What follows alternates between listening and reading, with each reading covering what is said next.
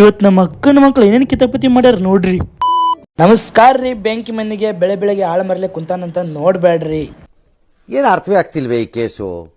ಏನಿಲ್ಲ ರಂಗನ, ಬೆಳಗ್ಗೆ ಗಾಡಿ ತೊಳೋದು ಬಿಸಿಲು ನಿಂದ್ರಿಸ್ಬಿಟ್ಟಿದೆ. ಹಂಗೆ ನಮ್ಮ ಅಕ್ಕನ ಮಗಳು ಗಾಡಿ ಒರೆಸ್ನಂದ್ಲು ನೋಡಿ, ಎಷ್ಟು ಮಸ್ತ್ ಒರ್ಸಕಂತ ಗಾಡಿ. ನಮ್ಮ ಅಕ್ಕನ ಮಗಳು ಏನು ಕೆಲಸ ಇಲ್ಲಿದ್ರು ಹಂಗ ಮಾಡ್ತಾಳೆ ನೋಡ್ರಿ. ಅಪ್ಪ ಭಾರಿ ಮಸ್ತ್ ಅದಾಳ ನೋಡ್ರಿ. ನೀರು ತಗೊಂಬ ಅಂದ್ರೆ ನೀರು ಕೂಡ ತಗೊಂಬಂದು ಕೊಟ್ಟು ಬಿಡಾಳ ನೋಡ್ರಿ ನನಗೆ.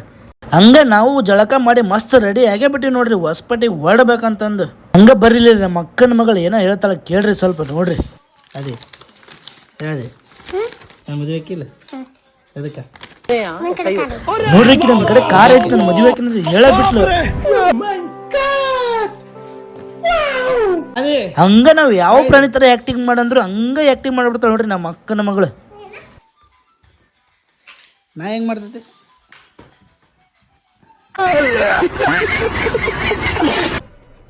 ಇದು ಆಕ್ಚುಲಿ ಚೆನ್ನಾಗಿರೋದು. ಹಂಗ ಬರ್ಲಿ ನಮ್ಮ ಅಕ್ಕನ ಮಗ ಅವ್ರ ತಂಗಿ ಮಾಡಬೇಕಾಗಿರೋ ಕೆಲಸ ಇವ ಮಾಡಕತ್ತ ನೋಡ್ರಿ. ನಮ್ಮ ಮಕ್ಕಳ ಆಟ ಓಕೆ ರೀ, ಇವತ್ತಿಗೆ ಸಾಕು, ಇಷ್ಟ. ನಾಳೆ ಸಿಗೋಣ. ಬಾಯ್ ಬಾಯ್.